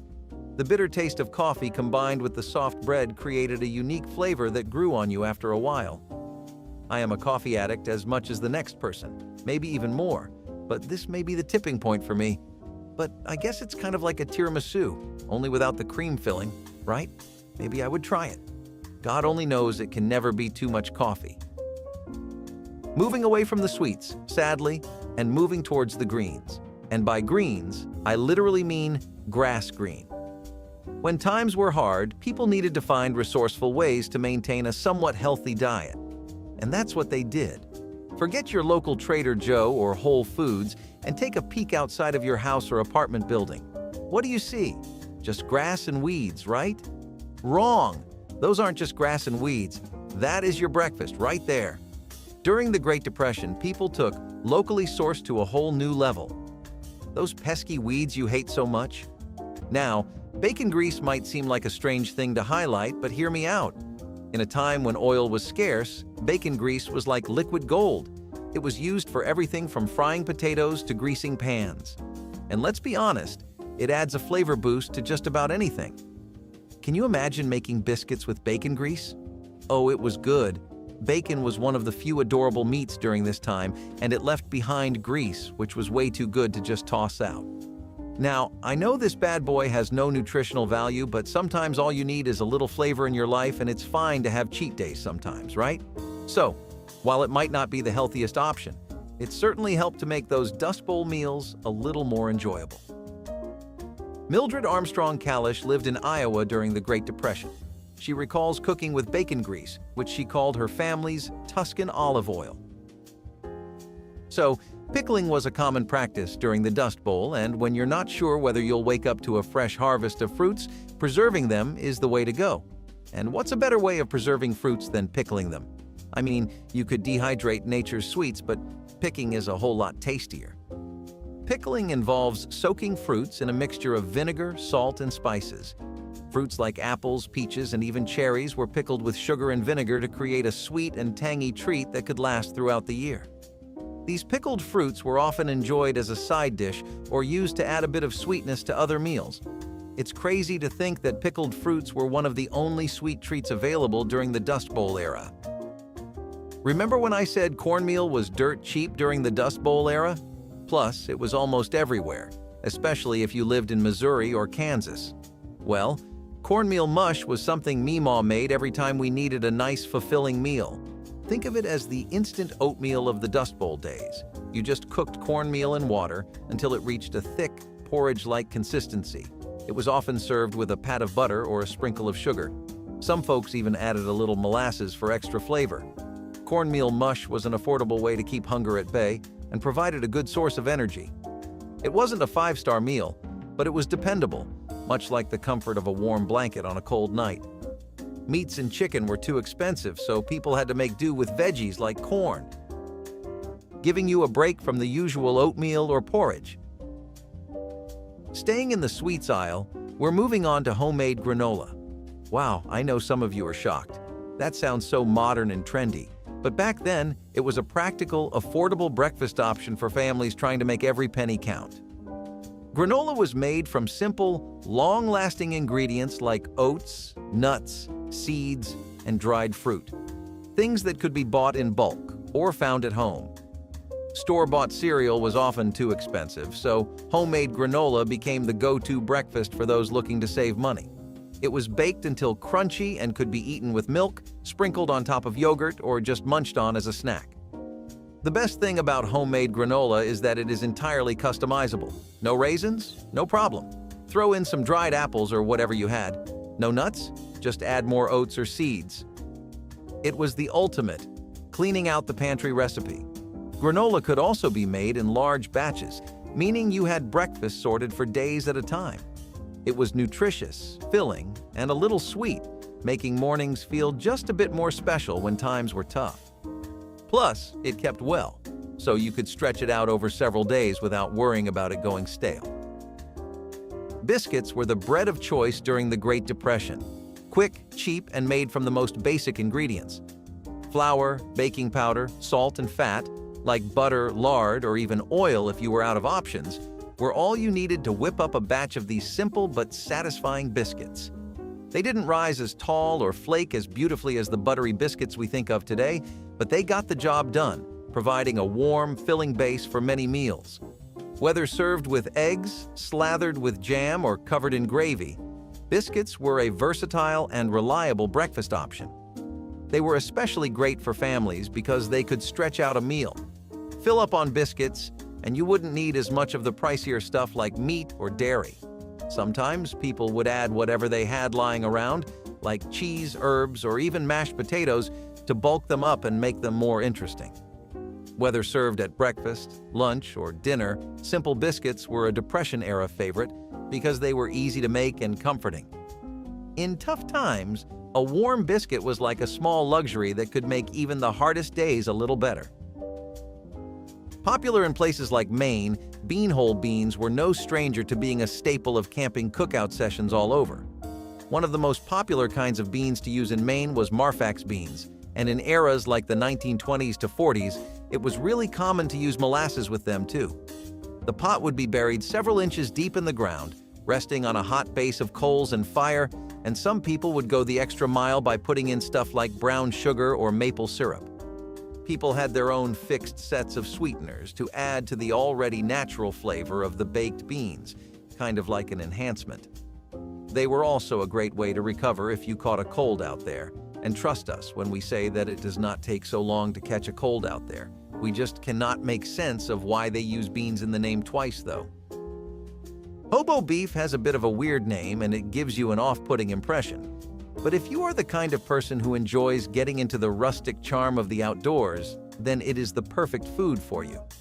Maybe you have seen stews in your favorite anime with curry, potatoes, meat, and vegetables, or perhaps you just remember them fondly from your days as a kid. Hobo stew would tug at all those heartstrings by being a simple yet effectively delicious meal to rely on when you were out camping. Do not confuse this with your traditional stew, though, because it is a bit different, especially in its use of spices, where you can expect to see some typical goodness to raise the heat. It just uses some green beans, hot peppers, tomato soup, and beef broth, as well as potatoes and onions, whatever kind of toppings you think will really work. As always, our cooking is done via coals and a Dutch oven, and it is left to simmer for quite a while to really absorb the flavor. Imagine a world without fancy desserts or indulgent snacks. Well, that pretty much sums up the Dust Bowl era for you. Enter milk toast, which was one of the only sweet treats offered in the 30s. Milk toast was a breakfast dish consisting of toasted bread and warm milk, typically with sugar and butter. Some fancier variations included salt, pepper, paprika, cinnamon, cocoa, and raisins. Milk toast was a popular food throughout the late 19th and early 20th centuries, especially for young children. Now, This was the first choice for those feeling under the weather back in the day. Yeah, it was the classic sick people food of the Dust Bowl era. Often served with a pat of butter or a sprinkle of sugar, milk toast was a gentle food that was easy on the stomach. Turnip greens were a common green leafy vegetable during the Dust Bowl, when other greens like spinach and lettuce were a rare sight. I guess you can say crops had seen better days, so turnips were cooked down with a little bit of bacon or salt pork for flavor. During the Dust Bowl, these crunchy snacks took on a whole new role. Yes, they paired popcorn with milk back then, and it became the combo of our dreams. They were often cooked down with a bit of bacon grease or other fat to add flavor and make them more palatable. Whether served as a side dish, added to soups, or mixed into stews, turnip greens help to round out meals and provide essential nutrients. Turnip greens might not be everyone's favorite, but they were a necessary part of the Dust Bowl diet. So far, you might be thinking that the list has to offer some basic beverages and savory meals, and what if you are out in the woods and that is not your cup of tea? What if you want something baked, preferably involving cake mix and sugar? The perfect thing grandparents would whip up for a camper like you was a Dutch oven cobbler. You would take all the fruits you usually use in a cobbler, dump butter and lemon soda, then the cake mix and bake it over some hot coals. What you get is one unique cobbler that kind of looks like mug cake but has that authentic nostalgic taste that people keep coming back to. People would often whip this up when they got sick of eating or catching fish and ran out of other things, or if they just felt like boosting some glucose in the brain. Camping can be a lot of mind-draining work too, you know? One backwoods recipe was bushcraft bannock bread, which would typically be made on a griddle or skillet indoors, but in the wild, even a hot stone would suffice. Just some milk powder, flour, and water for a nice thick dough, and then the stone would do the rest, making sure it was baked. You might be skeptical about the capabilities of a rock you found in a forest, but trust us when we say that you would be surprised how good they can be at cooking up food. These are unleavened breads that are rolled into the shape of a long sausage and wrapped around a stick. This gives it a pretty decent rise too. Think of it like eating a plain calzone, maybe? Or more like stuffed bread. It is a bit hard to describe the flavor profile of this dish, but some common notes you can expect are smoky, putty flavors blended in with a slightly buttery aftertaste. Bannock bread can even resemble donuts. Either way, it is a doughy delight when you are so far away from DoorDash and Uber Eats. For today, you'll just have to deal with my sweet tooth and my cravings. Sorry, not sorry. For our next dish, we have rice pancakes. They were a Depression-era classic that turned leftover rice into a delicious breakfast. When food was scarce, nothing went to waste. And this is a perfect example of that. Instead of throwing out last night's leftover rice, people would mix it with a little flour, milk, and an egg if they had one. The batter was then fried up into crispy golden pancakes. Now the same thing goes for buckwheat pancakes. Rice pancakes weren't as fluffy. They were rather a bit chewy thanks to the rice itself. But they were just as good when topped with a bit of butter or syrup. And let's face it, anything that resembles a pancake feels like a treat, even when it's made from the scraps of yesterday's dinner. They were highly adaptable to what your pantry had to offer at that moment. They could go sweet with just a sprinkle of sugar, or savory with a pinch of salt. In a time when creativity in the kitchen was key, rice pancakes were a clever way to make a filling breakfast from practically nothing, proving that resourcefulness can lead to some pretty tasty results. Grits with butter was the ultimate Depression-era comfort bowl. Made from ground core, grits were cheap, easy to make, and filling. All you had to do was boil them up with water or milk if you had it, and they turned into a creamy, comforting bowl of goodness. Adding butter on top made this dish feel even more satisfying. Grits were a Southern staple, but during the Depression they found their way onto tables everywhere because they were so affordable and could feed a crowd on a shoestring budget. The best thing about grits is that they can be customized in any way you'd like. If you had cheese, you'd throw that in for cheesy grits. A little bacon grease? Now you've got a savory, rich breakfast. But even plain, with just a pat of butter and a pinch of salt, grits were a warm, filling start to the day. Grits is one of those foods that remind me of home and cold fall mornings. Let's talk a little bit about the catches of the day and what we could expect, such as the reliable and aromatic grilled trout. Also, as you will find out just in a bit towards the end of the list, this goes great with some bread options too if you like having your protein with a bit of carbs. Just the simplest of things would turn your camping night into a 5-star dining in the lap of Mother Nature's luxury. Olive oil, lemon juice, and a small clove of garlic would elevate a freshly grilled trout over the fire into a meal that would keep you coming back for more and more. Some people do more than just make it over an open fire and bring their entire grills along with them, in which case you can enjoy grilled trout stuffed with herbs and flavorings too. Lightly charred and crisp, trout is a famous dish that has been consumed since the 17th century all over America. There is nothing quite as refreshing as brewing up a fresh mug of coffee over the fire to get your night going.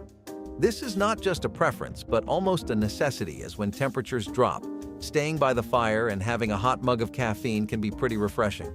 Campfire coffee would not have all the fanciness of your local Starbucks. It would just be black coffee in an iron mug, but sometimes the simple things are all you need to be brought back to life, especially when you have them over a conversation by the fire with your family.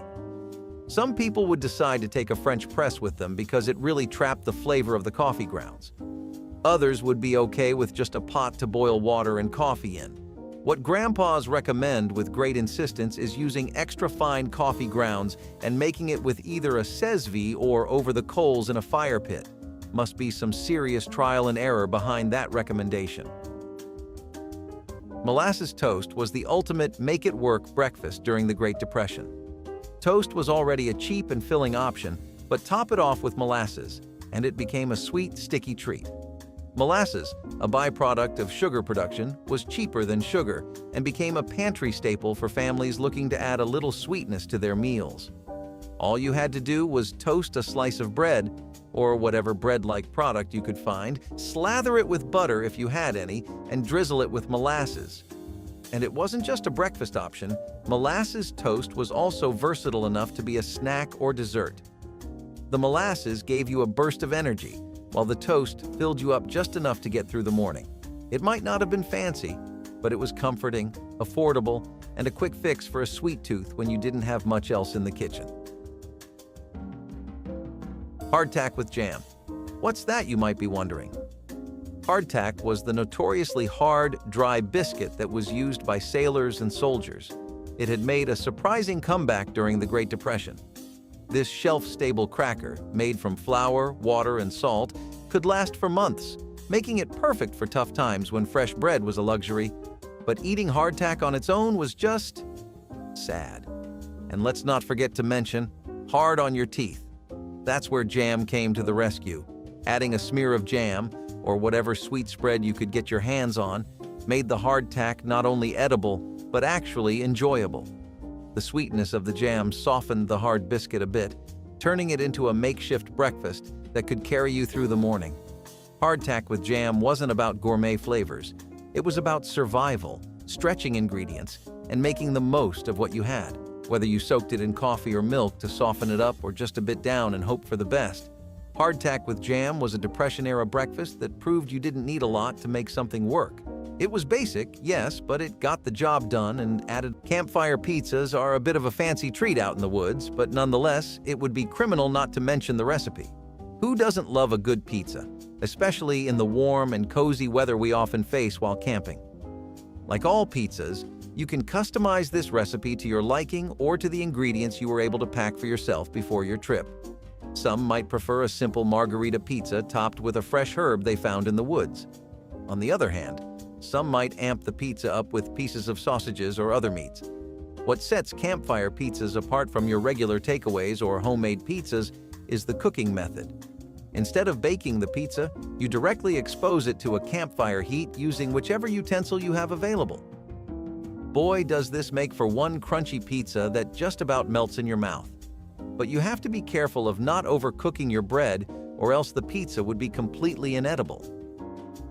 Campfire stew is easily a man's best friend after dogs, and a one-pot stop for all your hunger needs out in the woods. Families would devour this like it was God's last gift to Earth, and it makes sense because when it comes to outdoor dining, this was the most bombastic and flashy dish you could go for. Well, unless you had qualifications in outdoor cooking or baking. If you wanted something that restored your energy, was easy to gather the ingredients for, did not take a lot of effort, and filled up an entire party of people, the pot would start calling your name in a low tone, just waiting for you to pick it up and start stewing. The stews themselves would involve the hind legs of pork or bacon, chicken, or whatever other game was available. If you needed to get healthy, you would have chicken or turkey, but if you needed your strength back, some beef or pork would do the trick. Spoon bread was one of the Depression-era foods that took humble ingredients and transformed them into something magical. It's like cornbread, but with a soft, custard-like texture that you literally scoop out with a spoon, hence the name. Spoon bread was like cornbread's creamy, comforting cousin. It was made from pantry staples, like cornmeal, milk, and a little butter. Spoon bread was a dish that delivered big on comfort despite being simple and cheap. It was baked until golden on top but still creamy inside, almost like a cross between pudding and bread. The beauty of spoon bread is that it didn't take much for it to be absolutely delicious. No toppings, no spices, nothing of that sort.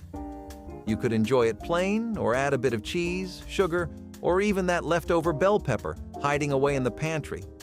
It was great for breakfast, a side dish for dinner, or even as a dessert with a drizzle of honey.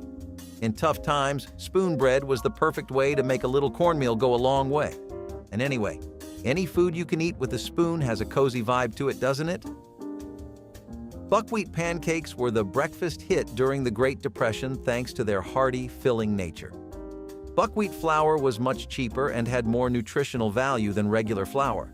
These pancakes were dense, nutty, and full of flavor, making them a favorite among families who needed to stretch their ingredients and get the most bang for their buck. Buckwheat is a grain that's rich in fiber and protein, which meant these pancakes could keep you full for hours, ideal for long workdays ahead. Now, these weren't your regular fluffy pancakes you see pop up on your feed. They were more rustic and had an earthy texture that went perfectly with a little syrup and honey. They were quite versatile, so some people even made them savory, frying them in bacon grease or adding onions. They were a flexible dish. They could be dinner one day and breakfast the other.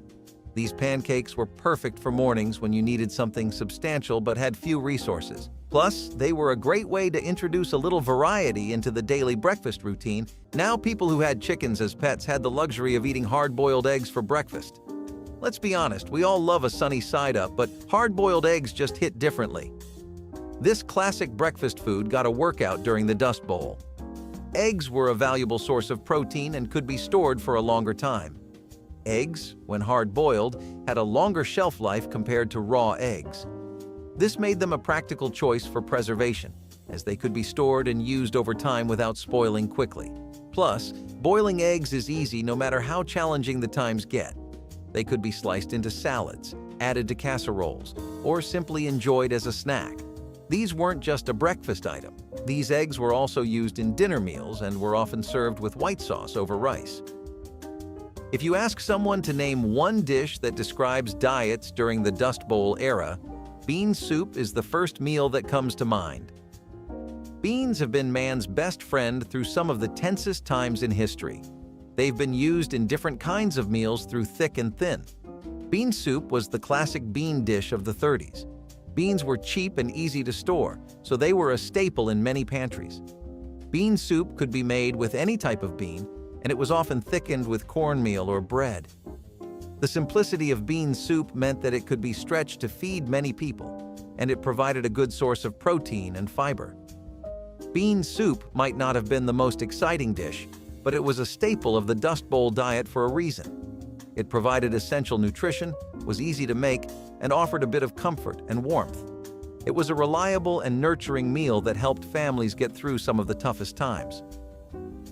Moving on to something less fun, egg and potato hash. Egg and potato hash was the ultimate Depression-era breakfast because it was cheap, filling, and easy to throw together. Potatoes, one of the most budget-friendly foods around, were diced and fried until crispy, then mixed with scrambled eggs. If you were lucky, you might throw in a little onion or whatever leftovers were kicking around.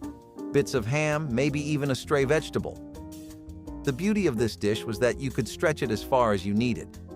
Not enough eggs? No problem, just add more potatoes. The fried potatoes added that crispy texture, while the eggs brought in some much-needed protein to keep you going through the day. It wasn't anything fancy, but it was warm and hearty, plus it kept everyone fed and happy. Egg and potato hash was the kind of meal that stuck to your ribs and could easily turn a couple of basic items into a satisfying breakfast that made you feel like you weren't missing out, even during tough times. I wish these were the sweet kind of muffins, but unfortunately they're not. We are going to get to know one of the breakfast staples of the Great Depression era, carrot muffins. Some might say that this was a sweet way to sneak some veggies to the table. With butter and sugar in short supply, people used the natural sweetness of carrots to help flavor their muffins, creating a sweet and moist breakfast without breaking the bank. Now, I get that carrots have a sweet taste to them, but I wouldn't call this meal sweet unless someone added some sugar to it. Not much, just a little would be enough. These muffins were also super versatile. If you had some cinnamon or nutmeg, you could spice them up. Or if you had some raisins or nuts, you could throw them in too for some extra flavor. They were an affordable, filling option that got people through hard times and got some vegetables into kids' mouths and bellies. Not a total parenting waste, don't you think? Just kidding, it was an epic parenting victory. Any veggies that somehow get into kids' hands is a win-win situation. As I mentioned before, eggs were hard to come by in those times, and it showed. Food didn't contain enough protein, and it was hard to maintain energy levels throughout the day. Now, walking tacos themselves are not really a full and proper dish, but they do still work very well in outdoor settings. They get their name from how easy it is to walk around with these and snack on them, and you kind of want to stock up on stuff like that on your camping trips. The taco part comes from the wide variety of garnishes, which can range from different meats or vegetables like guacamole. Just about anything you have in your camping bag works. You add all the toppings and mix them into a bag of nachos. Now, these can be any packaged nachos you get from a grocery store. The wood-fire beef and additional vegetables give the plain, crunchy, hard shells a lot more flavor, making this the perfect camping snack. An old camping trick is to always keep a lemon with you to flavor your trout, but luckily, a bit of lemon juice will also amp your walking tacos up. So do not be afraid of experimenting during your trip. Is any venture out into nature's lap truly complete without some campfire chili? Crushed tomatoes, black beans, and some chicken or beef broth can go a long way as far as comfort food in the middle of nowhere is considered. Chili was next to air in the outdoors actually in terms of importance because it did so much for you, especially by giving you your energy back. By the way, you can make these in a Dutch oven too, provided you know how to manage the heat on the campfire. In fact, everything about the dish, from the sautéing of the onions to the slow cooking of the meat, is done in the oven. The end product is a very comforting, relaxing, and spicy meal that wakes you up and gets you warm in those frigid nights where the temperature drops lower than you are used to. Plus, chili just tastes a lot better out in the woods for some reason. Maybe it is a placebo? Let us know if you have ever tried it while camping. This classic comfort food was a popular choice during the Depression. Creamed chipped beef on toast, or SOS, as it's sometimes called, was made with a creamy sauce poured over chipped beef and served on toast. Chipped beef is a form of pressed, salted, and dried beef that has been sliced into thin pieces. Some makers smoke the dried beef for more flavor.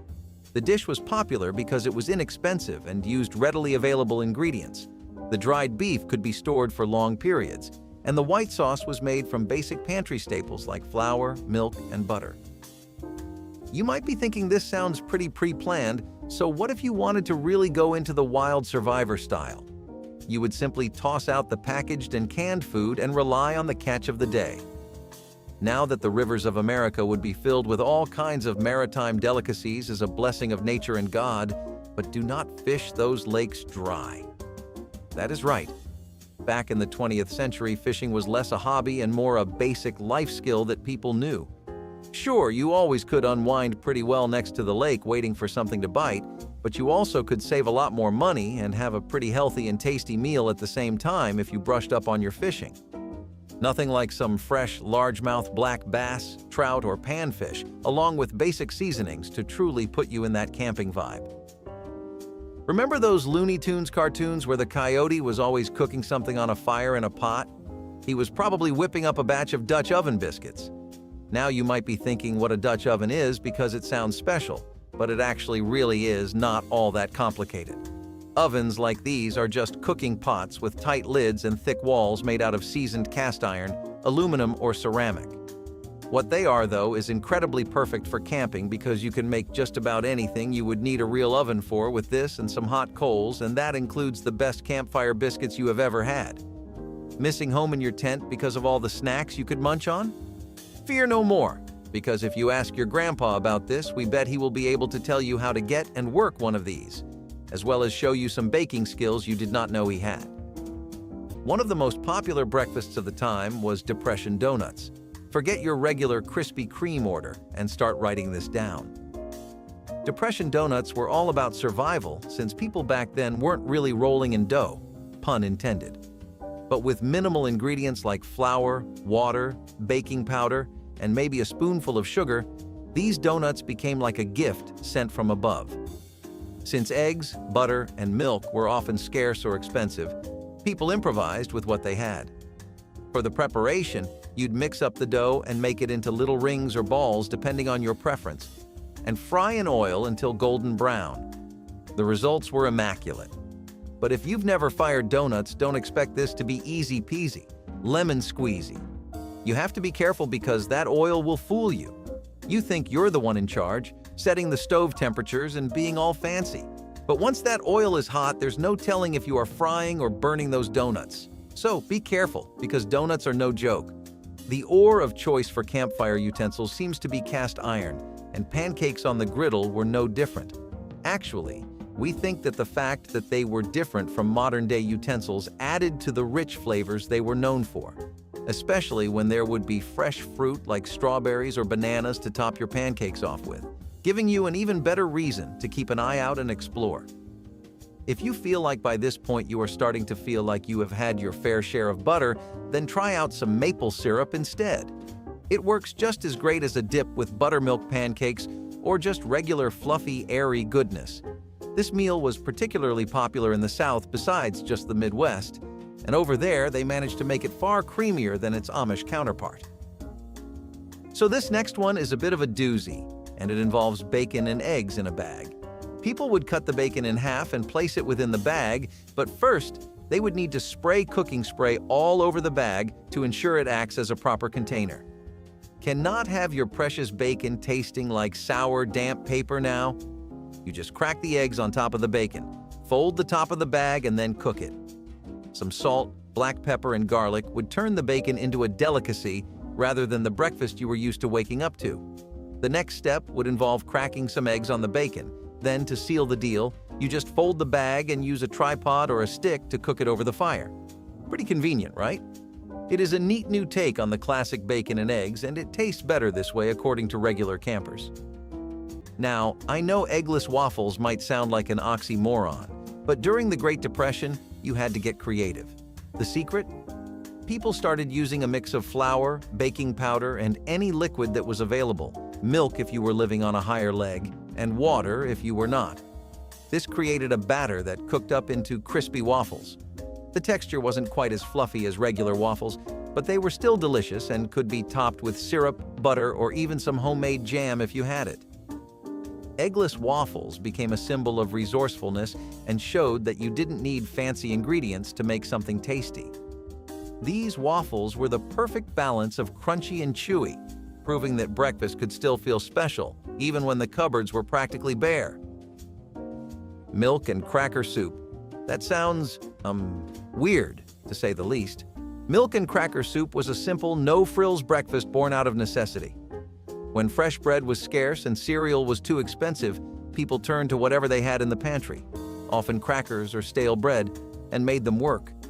The recipe was as basic as it sounds: crumbled crackers or leftover stale bread in a bowl with warm milk poured over them. Sometimes sugar or a sprinkle of cinnamon would be added if available, but more often it was just a pinch of salt. I mean, this dish wasn't going to sweep Gordon Ramsay off his feet or win any culinary awards, but it was quick, easy, and used up those last bits of pantry items that would otherwise go to waste. And that was the important part: keeping the tummies full and staying on budget. Milk and cracker soup wasn't fancy, but it stretched the family food budget, which was the whole point during the Great Depression times. The soft, mushy texture wasn't for everyone, but for families who needed to make a meal out of whatever they had, this dish was a reliable go-to. Nothing beats the sensation of corn on the cob, especially when it is fried to a 5-star standard, wrapped in aluminum foil to preserve the taste all day long, and doused in butter and herb seasonings. Ears of corn would be readily available before or during camping, and they were one of the best snacks to take with you while you were out.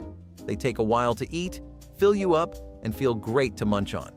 Basically, you always felt full while having these, so there was no harm in amping up the taste factor too, right? People would make an even bigger meal out of it by pairing it up with dishes like bacon and eggs or grilled trout, as it made the perfect side to some smoky grilled protein more often than not, too. Of course, corn enjoyers could always have some private time with just an ear of corn on the cob too and leave satisfied. That was the breakfast of our ancestors. Dandelion greens, though a bit bitter as far as I've heard, were packed with vitamins and minerals, and most important of all, they were free. People would pluck them straight from their yards, or a neighbor's yard if they weren't looking, and sauté them in a bit of bacon grease or whatever fat was available. The bitterness of the greens was tamed by scrambling them together with eggs, which added much-needed protein to the mix. I know some of you are already typing those angry comments like, "They were so poor that they had to eat grass, but they somehow had eggs?" And to that, I have to say, no. They most likely didn't have money for eggs, but a lot of people had their own chickens or knew somebody who did. And in tough times, people wanted to help each other as much as they could. There was something back then that is clearly lacking today, and that's a sense of community. But that's a topic for a different video. To get back to the dandelion greens with eggs, this wasn't a fancy meal worthy of a restaurant, but it was nutritious and cost, well, basically nothing, which was the two most important facts to put into consideration back then. Plus, there was something satisfying about eating a pest for breakfast. Cornmeal mush was already becoming insanely popular due to the rationing efforts and the budget-friendly grocery lists of the 20th century following both the wars. But when people started to fry their mush, then we really started having fun as a nation. Cornmeal mush was not really the most beloved of dishes. People would often eat it out of necessity. However, this Midwest classic, especially appreciated amongst Amish communities, filled many stomachs in its heyday and continues to be remembered by our elders as one of the ultimate meals of their time. Some wide slices of mush, melted butter, and a hot fire burning it until it is just the right amount of crispy and golden. If you take some butter along with you while camping, though it might seem unnecessary, using it as a topping can add a delicious touch to your meal. Who doesn't love the aroma of a good homemade casserole? Well, this hearty meal was still winning hearts even during the Dust Bowl days. Now, during the Dust Bowl, casseroles weren't the fancy, cheesy concoctions we know today. They were more like a hodgepodge of whatever was on hand. Leftover vegetables, some mystery meat, maybe some canned beans, all thrown together in a baking dish. Not exactly Instagram-worthy, but it was a way to use up scraps and fill up the dining table. Plus, they were the stars of potlucks and holiday dinners. This was the era of coming up with all different recipes for casseroles and everything from hash brown casseroles to tuna noodle casseroles. These recipes were passed down from generation to generation and made their way to us. Casseroles were the kind of dish that brought people together, not just because they were filling, but because they were often made with love and shared with family and friends.